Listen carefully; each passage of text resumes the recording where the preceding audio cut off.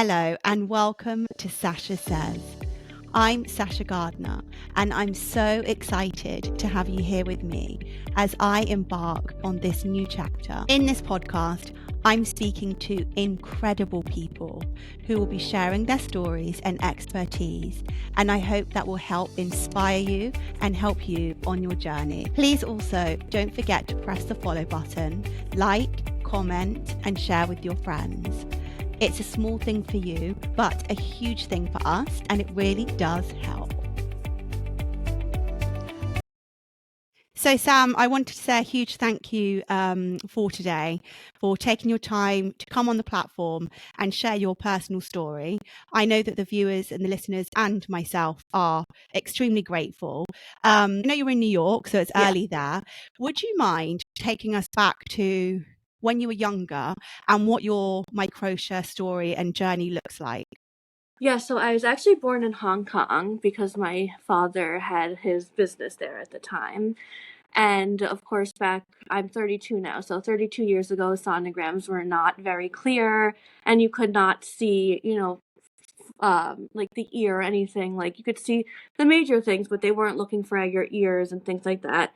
So when I was born, my mom, had no idea, and the doctor took me out and they saw my ear, and of course my mom's initial reaction was to freak out, and she did tell me that they brought me to doctors and things like that, and they ultimately decided not to do the surgery, even though I was too young at the time. They said I'd have to wait till I was like 7 or something, but by that time they had decided, let me make the decision. And I guess my whole life I went back and forth with whether I should do it or not, because it was a little difficult, growing up, as far as, kids can be mean, and I, lucky enough, have long hair, and so I always covered it. I never wore my hair up, and so you wouldn't know unless I told you or if you happened to see it, but I was always very conscious of covering it. So that's a hard way to live, obviously, right? Because you have wind and you have things and things happen. And then if one person knows and then one kid tells the other things, I would literally notice people trying to look. I really would. And I remember back when I think it was elementary school and everyone got lice. It They got happened. what, sorry? Head lice in school. Oh, Everyone got okay. it. All Oh, of my no. friends got it. And literally there was like a party where this lady who does natural treatment came to your house and took the lice out of your hair. And so all my friends went to one person's house, and obviously that was the time that everyone was going to see my ear. And I remember just freaking out because you had to put your hair up and then they had to take it out, and once you're done they put your hair really back, like tight back. And I remember everyone just like staring. No one was mean, but people were staring, and my close friends knew, and then people started to like look, and it was uncomfortable, but ultimately I did not want to do the surgery. I don't know if it was fear or the fact that I could cover it, but I think that's really where I was at when I was a child. Can I ask you, do you have Microtia on your left side or So is it it's your my right side? left side, and Okay. the inner part of the ear is, I have 20% hearing basically in that ear. So I don't have complete hearing loss, but it's only 20%, and the inside is all like deformed as well because I've gotten CAT scans and things like that. So Um so right now at this stage, you decided not to go through the surgery. Growing up, did you get bullied? Did you? I wouldn't say I got bullied. I wouldn't say I got bullied. People were not mean about it. People would not make fun or anything like that, but people would try and stare, and that's very uncomfortable. It's Yeah, of very course. uncomfortable. And like I said, I made it a point. And you know what? As a 32-year-old, I do wear my hair up now, but I do have a way of like covering the top part so you can only see the lobe, so no one would notice. But I would have never done that as a child. But as an adult, I don't really care as much anymore. I still care because, everyone's human, and if they did see, they would, look and whatnot. But I definitely don't care as much as I did as a child. And how do you find the hearing side of it? Do you feel that you experience problems? Not problems, but how do you find it when you have dinners or social Yeah, so gatherings? actually I Or recently went to a mom's dinner with my son's like mom friends or whatever. And I did not feel comfortable enough at this point to like tell. I was the last one there because I had to put the baby to sleep, and I did not feel comfortable at that point to, when I got there, say, "Can I switch seats with you?" Because it oh, would have helped me. And of so it course. was really hard because it was like a U table, and so there was two people in front of me, two people on the side, and then it was me. And so my left ear, which is the Microtia ear, was facing everybody. And I was not comfortable enough to tell them that like I could barely hear them, and I was like trying to like read their lips, and it was uncomfortable. I definitely like managed, but yes, it was hard. It was definitely hard and frustrating. Do you find that in those situations, I know you said that you lip read, but do you find that you get more tired because you're trying to focus on all of the sound? Like I think it's more mentally exhausting than physically exhausting, because it's like you want to just like be a normal part of the conversation, but you're literally like hearing part of the conversation basically. So do Um you feel like you miss out a lot on conversations because of that? in that kind of, circumstance, yes, but like in a more comfortable circumstance, no, because I like, if I feel comfortable with you, I'll be like, stand on this side, or can I sit there, or something like that. Or I will just like, position myself, not obviously, to make it, more comfortable and easier for myself. You do lip reading. So did you notice during the pandemic when we had to wear the Oh masks, yes, definitely.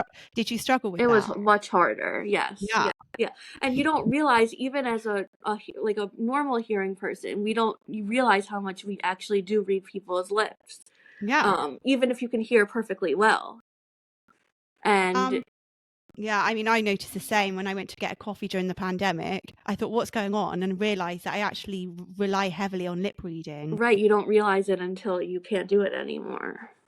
And in terms of struggles with the hearing, apart from obviously social gatherings, is there anything that comes to mind that you'd say you personally struggle with?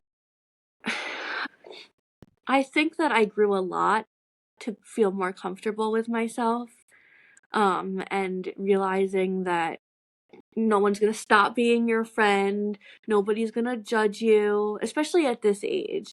I really don't think it affects me physically anymore. Definitely with the hearing, it will definitely still affect me, and it always will, because that's just the nature of the beast. But I don't think physically it affects me that much anymore. But like I said, I'm still conscious of covering it. But I will wear my hair up, but I'm not gonna just like put my hair all the way tight behind my ear. So, I mean, we were talking about this on the phone, weren't we? You and I met in New York, and that was 10 years ago, maybe About, more, yeah, about 10 about years 10 ago. years ago. And at that time, you were thinking about having reconstructive surgery. So Yes. can you talk to us about that part of your journey and what that Yeah, looked like? of course. So I guess I was in college at that time, and I actually was in a class. I don't remember what it was, but you had to basically pick a project that you wanted to do. It was like basically a project where you had to pick a topic and basically teach it to the class. Oh, wow. And my topic was the surgery. So I basically like did a deep diving into it, and basically presented the class with exactly what had to be done and the steps. And I didn't say that I have it. I don't think I did, but like I don't think that was the point. But I researched, and I, found doctors, and I spoke to doctors, and I was really considering doing it. And I think the fear of the pain and things like that stopped me, because it's not, a simple surgery. And I think the fear really stopped me. I think that's really what it was. Well, just take it from me. It is, Really it is an hard. emergency surgery. It is And it's painful. not just one either. Yeah, exactly. It's 2 surgeries if you decide to go down the rib cartilage route. But Right. they have, I know that you The know about the Medpore route I as well, do. which is Yes. not as Yes. invasive. But you've just said that you did your presentation in your class. But was it an easy decision for you to make? I know you said that it was the fear that stopped you. Was it just the fear, or was there anything else? It was the fear was the biggest part. The I was it wasn't the financial part because luckily enough I that wouldn't have been a problem. It was more the fear, and maybe as I was older and I at that point I was what, maybe 21 maybe. I was, more comfortable with myself at the time, and I think as the years go by and as I get older and realize that like I have my own kids now and it doesn't affect me as much. I think just being more comfortable with myself and with the situation also was a deciding factor to not to do it. And how did you get to that point of being comfortable with yourself? I mean, because 25 is still young. Yeah. So at 25, you decided, this is me. I am Sam. I am comfortable in my own skin. Obviously, we both know that beauty comes from within first. Yeah. But um, how do you think you got there? Do you think that you got there on your own? Were your parents supportive? My family has always been very supportive in everything, so definitely that was helpful. I think I did a lot of work within myself, and noticing that like it does not affect your relationships, it did not affect me, finding meaningful relationships, and later getting married and things like that. And those were the things that as a kid I think were my fears. Like people are going to make fun of me, people are going to judge me, people aren't going to want to be my friend, which when you think about it is very unrealistic because people really don't do that. Like your ear looks different, they're not going to be like, well, I'm not going to be your friend because of that. They might look and stare, and they might talk about it to other people, but at the end of the day it's not going to change your relationship with someone. So if you look back, are you happy that your parents they wanted you to make that decision? Are you happy with that they did that for you? Okay, so that's a great question, and I'm going to answer that honestly. No, I wish that they had done it when I didn't really know about it and Really? wasn't able to develop this kind of fear of, surgery and hurting and stuff. Yeah, so if in a perfect world, if you were able to do it at like whatever, 4 years old, I don't know what the age is, I would have wished that would have made that decision for me. And I know you say you've got 2 lovely children. I do. Congratulations. Thank you. If, God forbid, say they had Microtia, Yeah. would you say, "Okay, I'm going to let them wait until they're a bit older so they can make the decision themselves?" Or as a parent, Just do it. would I you just think do I it? would just do it You to would? I think and I'm not in the situation, so if I was really in the situation, it might be a different answer, but if I in my heart of hearts, I think that I would do it just because of how I felt as a child How did you and feel? like, with having to hide it, and always thinking about it. It was always a thought like, is it showing? Am I going outside? Is it gonna, when you go play sports, everybody has their hair up, and you play sports as a kid. So I think that just for that reason, I would do it if it was my situation as a parent, just because, and kids are mean. I'm sorry, they are. They are very They mean, are. and I Sorry, would, kids. yeah, right, exactly, and I think that you asking me that, I would have done it. I would do it if I was in the position for my children. I mean, it really is case by case, isn't it? And saying, kids are mean. Kids, they don't really have a filter, and if there's anything No, that they just say what they think, don't they? exactly, I exactly. don't really feel like there's any malice intended, but that's not helpful No, when you're at school and you're getting bullied. a So, 100%. um, so many questions. Obviously, we've talked about if you had children, you would most likely get them to have the surgery. But what would you advise a parent with a child with microtia if they're listening to this now? What would you advise them to do? I think that it all depends on your child. I really do think it depends on your child and how they cope with it. And I also think, and this might not be right, but boy versus girl is also very different because as a girl, you can hide your like have long hair. I mean, you can also have a boy with long hair, but generally boys have shorter hair and it's harder to hide. Um, and I want to say, listen to your child and do what they want, but as I feel like as children, like you don't really know. And no child wants to have surgery. No child, like kids are scared of shots. Imagine a kid getting a major surgery.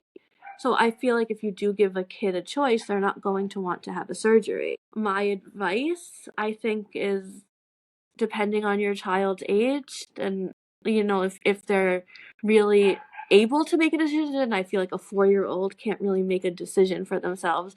If you're an 8-year-old, I think it's like a little more, but as a parent, I would just do anything for my child to, keep them happy. And if the surgery is a possibility, and obviously other kids have health risks and stuff, so surgery might not be the best option.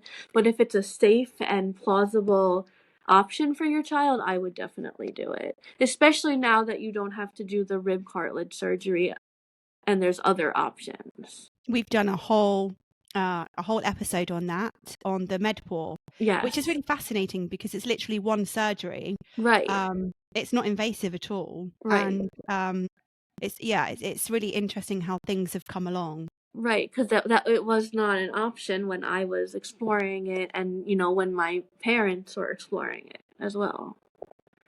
So do you think, in terms of support at school, do you think that you had adequate support at school, or at school physically, or like within the school, or just in general? within the school? Did you have, like, some people have help, people that help them because of the hearing loss, or Right. did you have any tactics at school? Did you sit in the front of the classroom?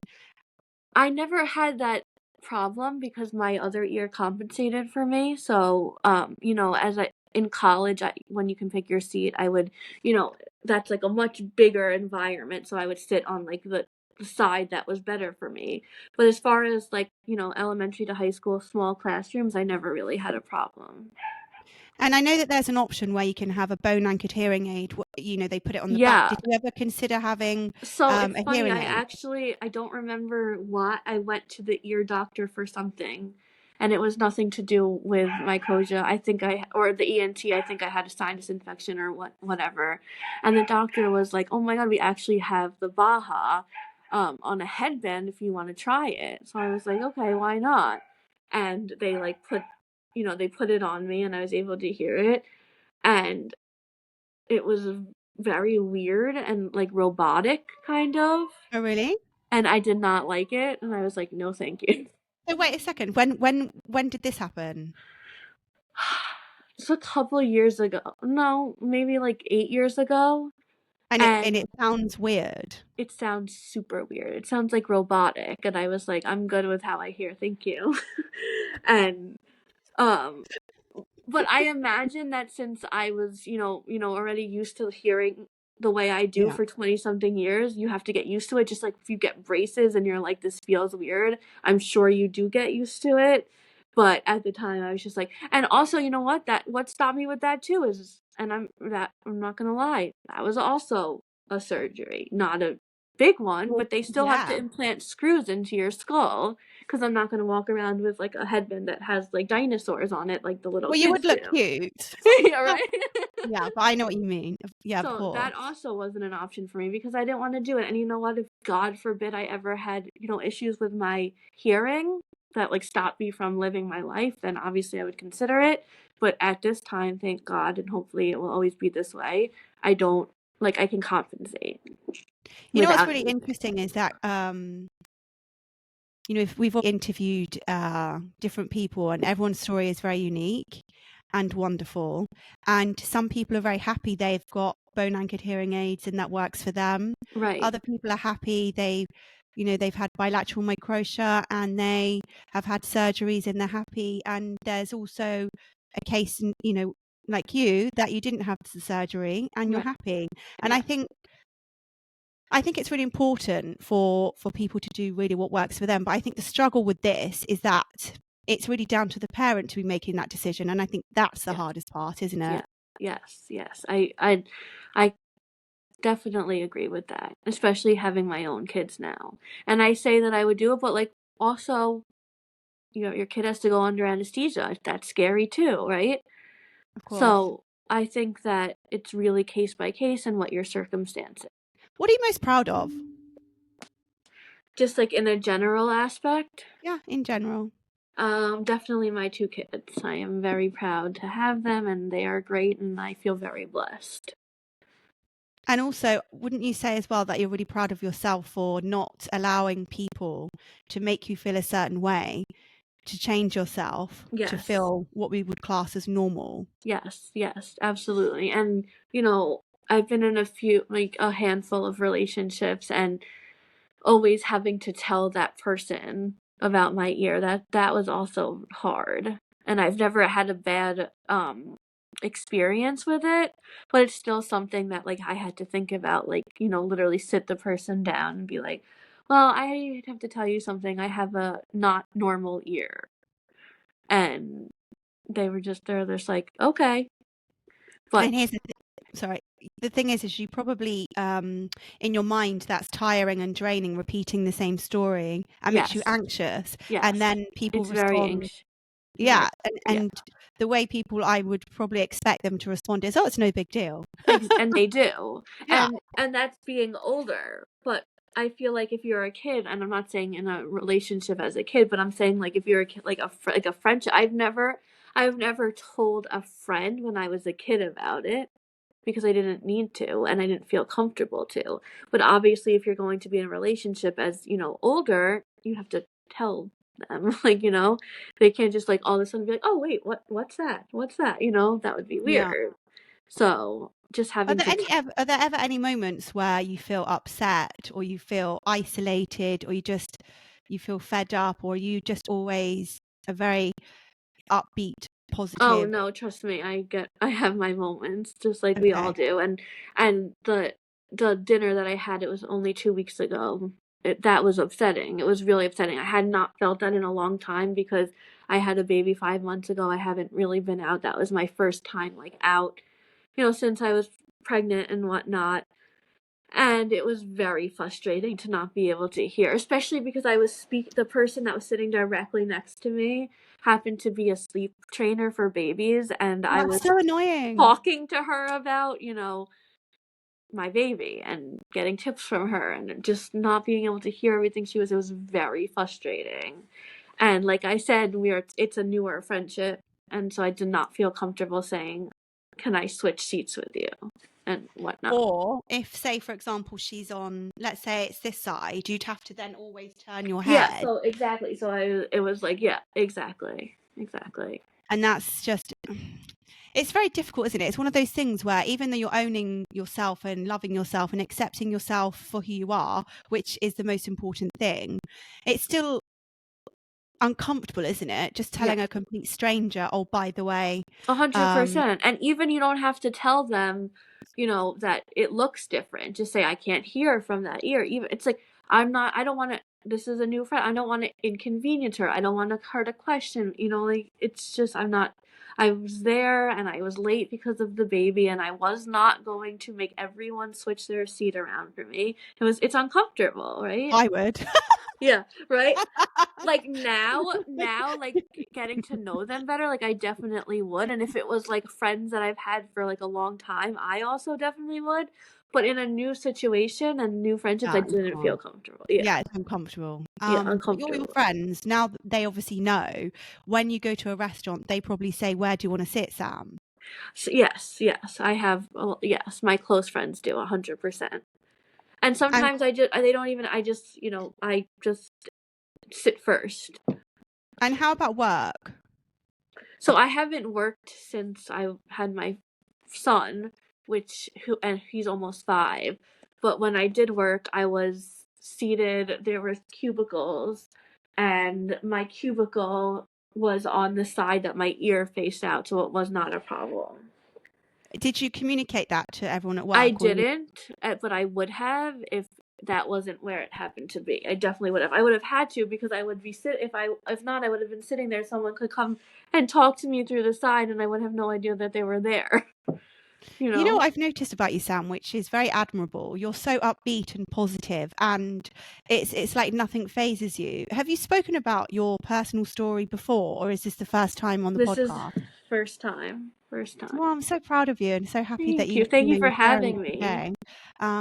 Because it's such a huge thing, isn't it? It's not just a Microtia thing. It's so much more. It's such a personal story, and um, I do think by you sharing all of these private thoughts and feelings that it will help other people in a similar situation too, because there are people who struggle with making that decision, whether it's a parent or whether it's an adult with Microtia. Right. And I think I think it's really important to for them to listen to your story, because you're not promoting surgery. Your key takeaway here is we are who we are, and we should be accepted as that. Yes, 100%. 100%.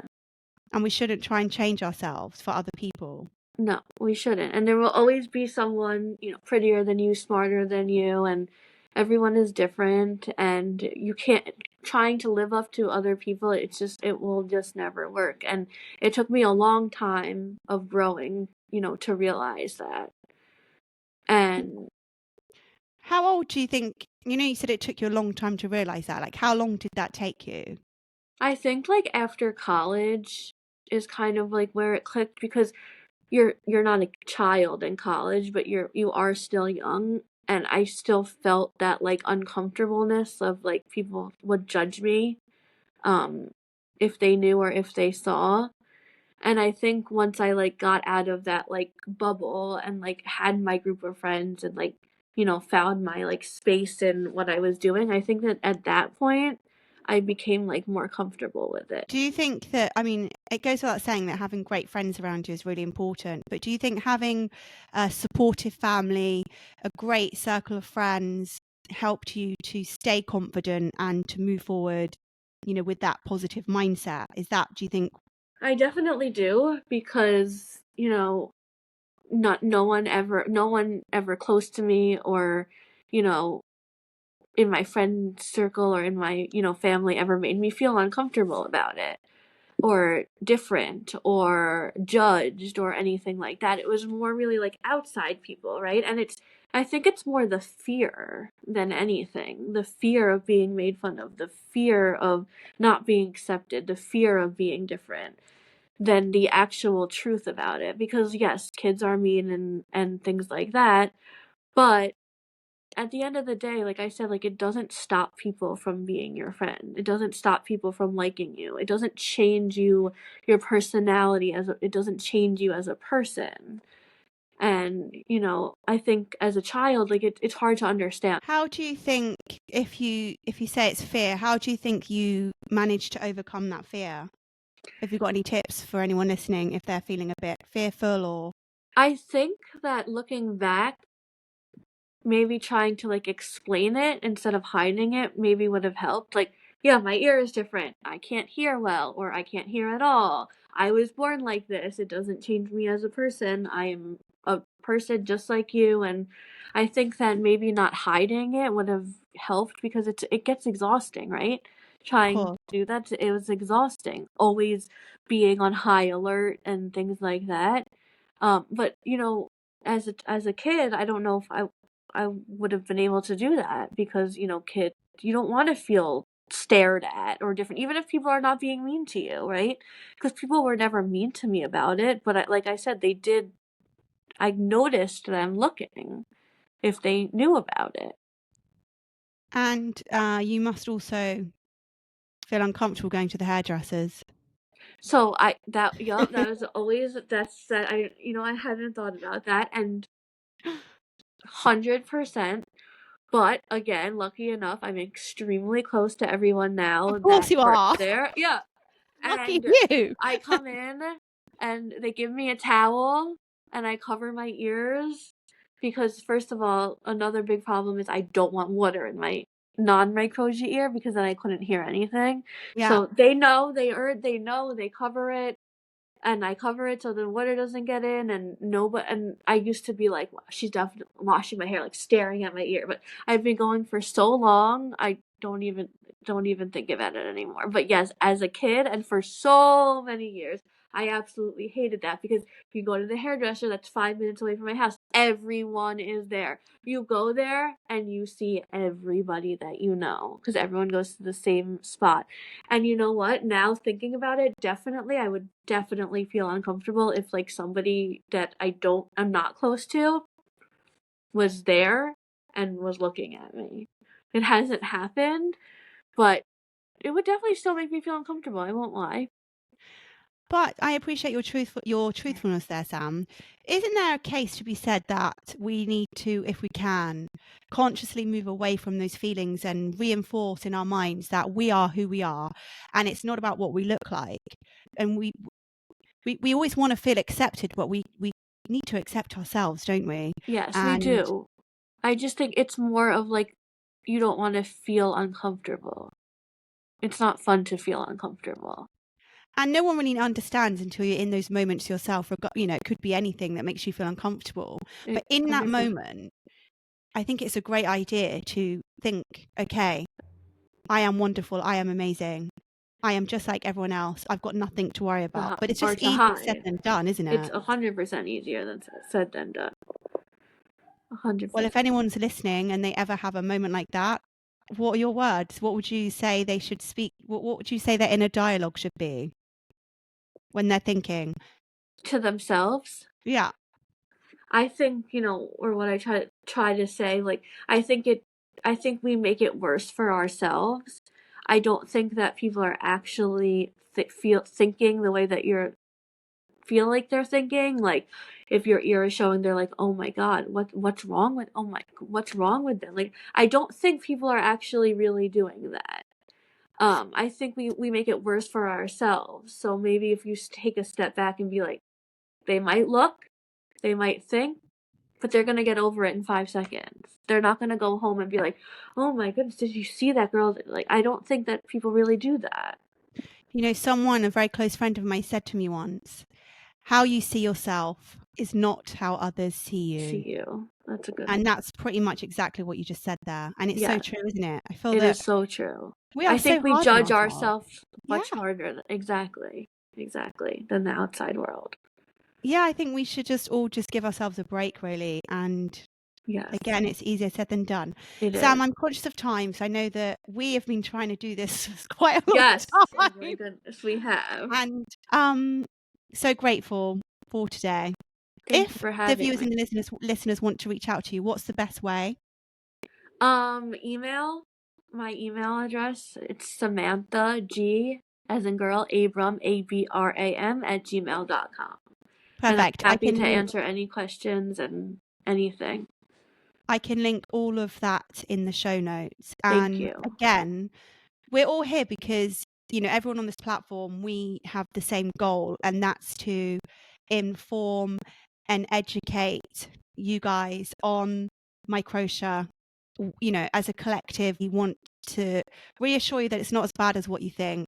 Yes. And help you with whatever decision that is to make. And again, it's not about having surgery. It's just about us sharing stories to just make your life just a bit better. And I hope that we've managed to achieve that. And Sam, I want to say to you personally, I know I've said it probably 4 times in this recording, but from the bottom of my heart, I'm really grateful to have you on today, because and I'm honored to be here and happy. I think you're a wonderful woman, and you're very inspirational, and I'm sure that the listeners will find your story really inspiring. So thank you. We will be in touch soon, but thank you so much. Thank you for having me. Here are your Sasha Says takeaways from Sam's episode. Number 1, you may judge yourself more harshly than others do, and the way you see yourself isn't always how the world sees you. Be kinder to yourself. Number 2, self-acceptance takes time. It's a journey, not a destination. Give yourself grace as you grow into your confidence. Number 3, support makes a difference. The people around you can lift you up or hold you back. Choose those who help you see your self-worth. And finally, number 4, The journey is yours. There's no right or wrong way to embrace who you are. Trust yourself and move at your own pace. And that's it from another episode of Sasha Says. If you enjoyed today's episode, please be sure to hit the subscribe button on YouTube, leave a review on Spotify, and follow us on Instagram. I will see you next week.